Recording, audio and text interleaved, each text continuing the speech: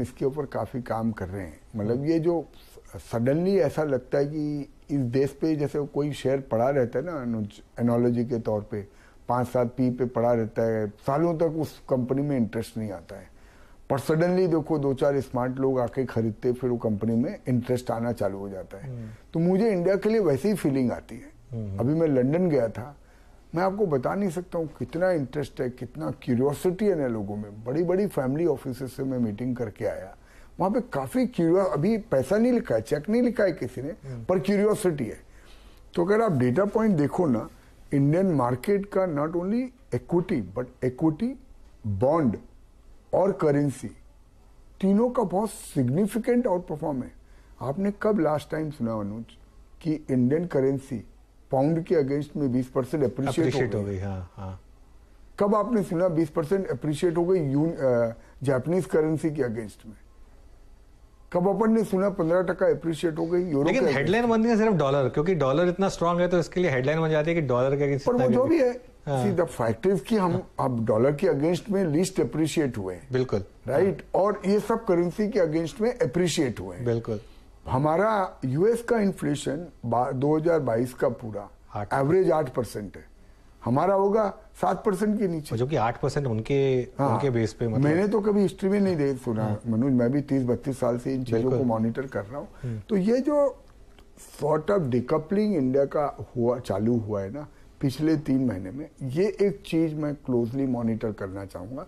I am not getting very exuberant about this कि मैं एकदम उत्साहित नहीं हो रहा हूं कि अभी हो गया डिकपलिंग और इंडिया अपना एक तरफ चलेगा, पूरी दुनिया दूसरी तरफ चलेगी, पर ये एक अच्छा ट्रेंड है मॉनिटर करने के लिए। कि अगर यूएस 20% गिरेगा तो हम नहीं गिरेंगे सिर्फ उसमें ना। मतलब भाई एक और चीज जो हुई है, हाँ, वो आपने पिछली साइकिल भी देखी होगी 2008 वाली भी, उसमें हम एक्चुअली ज्यादा ही गिर गए थे बल्कि। श्योर। तो ये जो रिटेल जो फ्लो आया है, ये जो डोमेस्टिक इनफ्लो आया है, इसने काफी बड़ा रोल प्ले किया, क्योंकि किस तरीके की एफआई सेलिंग देखी थी हमने मई जून में। वो भी आप देखिए, अगर 4 लाख करोड़ का माल गोरे बेच के गए, 4 लाख करोड़ का बिटवीन अक्टूबर 12-15 महीने के अंदर, अभी भी 3.5 लाख करोड़ का नेट करीब बेच के गए होंगे। राइट। अनुज, अभी भी Nifty virtually life time high पे। बिल्कुल। मेरा 5-7% दूर है। अगर आपको मैंने बोला होता, ये एक पॉइंट बहुत इंपॉर्टेंट है।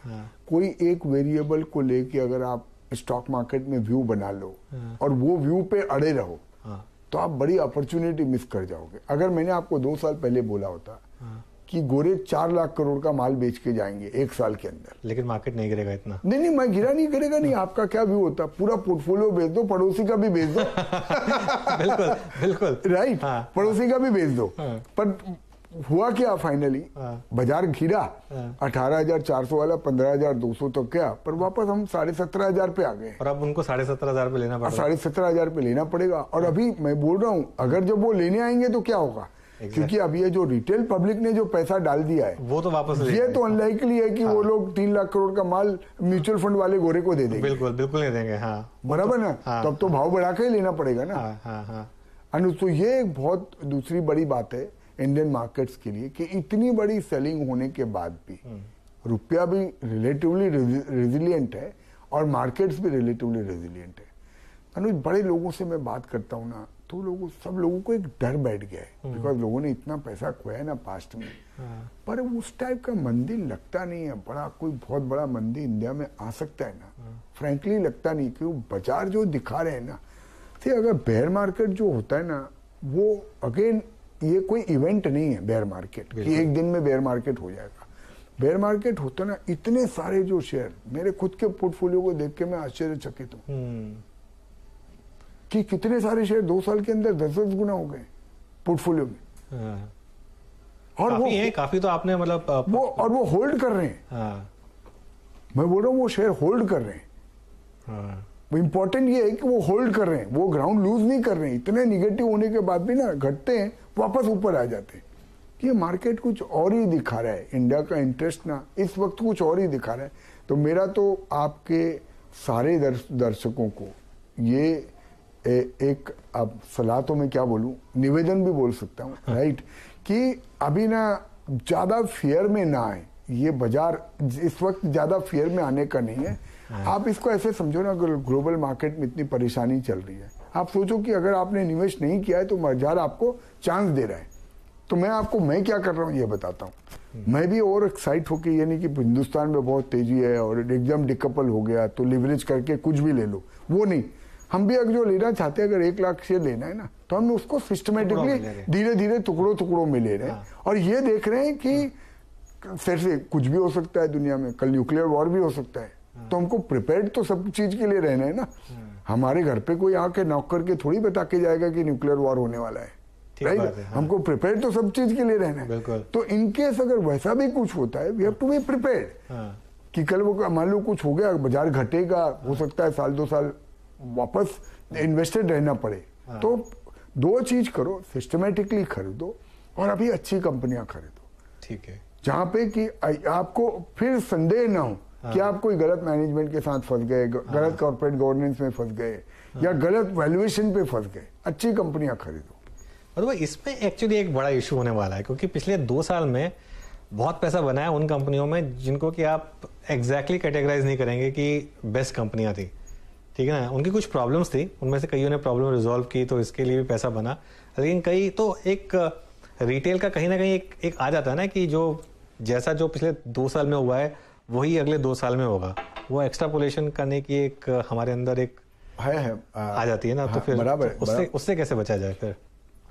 वो तो बचना ही पड़ेगा अनुज। अब वही अनुभव बताता है, यू नो, जैसे हम लोग बच रहे हैं ना, हमको भी आता है वो जो मेरा दोस्त विजय केडिया बोलता है ना, भंगार कैप, राइट? हमारे को भी बहुत सारे रोज टिप आती है कि आप ये ले लो जी, ये देख लो जी, वो देख लो जी। पर वो तो आपको डेलिब्रेशन है ना अनुज, और वो आपकी चॉइस है कि भाई आप वहां पे जाते हो कि नहीं जाते हो, वो भी आपकी चॉइस है। और दूसरा, कितना जाते हो वो भी आपकी चॉइस है। अगर आपने ये कोई सट्टा तो नहीं है ना, यहाँ पे कोई स्पेकुलेशन तो नहीं हो रही है, तो प्रॉपर मंदिर है यहाँ तो, you know, capital markets are wealth creation temples of modern world, right? तो मैं बोल रहा हूँ, अगर यहाँ पे अगर आप आते हो, रिस्पेक्ट के साथ रहोगे, अगर आप बोलोगे मुझे यहाँ हर रोज 3 महीने के अंदर पैसा डबल करना है, तो फिर आप भंगार कैप में ही जाओगे।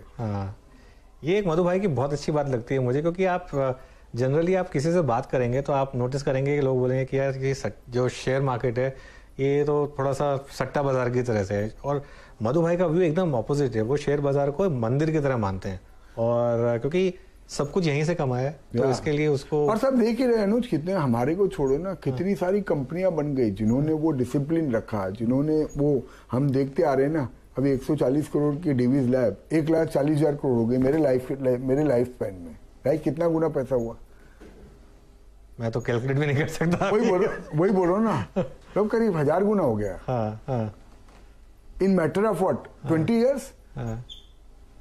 और उसमें तो आप शुरू से इन्वेस्टेड रहे थे। तो सट्टे में ऐसा होता है क्या अनुज? सॉरी, यहाँ एक डिस्क्लेमर जरूर डाल दीजिएगा कि जो भी बात कर रहे हैं अपन, वो कोई सिर्फ रिकमेंडेशन नहीं है, वो सिर्फ आपने जो अपने 20 साल में किया है वो। और वो मतलब एक्चुअली मधु भाई का जो डीवीएस का एग्जांपल मधु भाई बार-बार इसलिए ले रहे हैं क्योंकि वो एक स्टॉक है जिसमें मधु भाई ने काफी एक्चुअली मेहनत की थी, और उसमें उन्होंने काफी मेरे ख्याल से काम किया था उसमें उन्होंने काफी। और जो प्री आईपीओ इन्वेस्टर थे उन्होंने भी अच्छा पैसा बनाया था, लेकिन आईपीओ इन्वेस्टर्स ने उसके बाद आईपीओ था ही नहीं, प्री आईपीओ ने कुछ नहीं बनाया सर। प्री आईपीओ वालों ने तो बेचा था ना, 4 टाइम्स और 4 टाइम बनाया था, पर वही लाइफ की अपॉर्चुनिटी, 4 टाइम बना के 1000 टाइम 4 टाइम्स आपने कमाया पैसा। वही लगता है ना मधु भाई, 4 टाइम पैसा हो गया, आप निकलो 4 टाइम्स के बाद वो 1000 टाइम्स भागा है, तो मतलब आपका तो 4000 टाइम्स हो जाता अगर आपने नहीं बेचा होता तो 4000 टाइम्स हो जाता। एग्जैक्टली। तो एक बात बताइए, ओनली डीवी ने आप देखो कितने हाउस ऑफ टाटा बन गए, इतनी सारी सॉफ्टवेयर कंपनियां बन गई। अनुज, यही हिंदुस्तान की खासियत है। ये एक पॉइंट अपन बात कर रहे हैं ना, ये ऐसा लगता है सपोजिंगली इतना करप्ट देश है, यहाँ ये प्रॉब्लम है, वहां ये प्रॉब्लम है, पर मार्केट तो कुछ और ही दिखा रहा है। यहाँ पे जो सक्सेसफुल कौन हुआ है? जिसने बिलीव किया है कि बिलीव किया इंडिया पे, जिसने बराबर प्रॉपर गवर्नेंस रखा है, जिसने बेस्ट बिजनेस प्रैक्टिस रखी है। तो आप सोचो आज फाइनेंशियल सर्विसेज में सबसे ज्यादा सक्सेसफुल कौन है?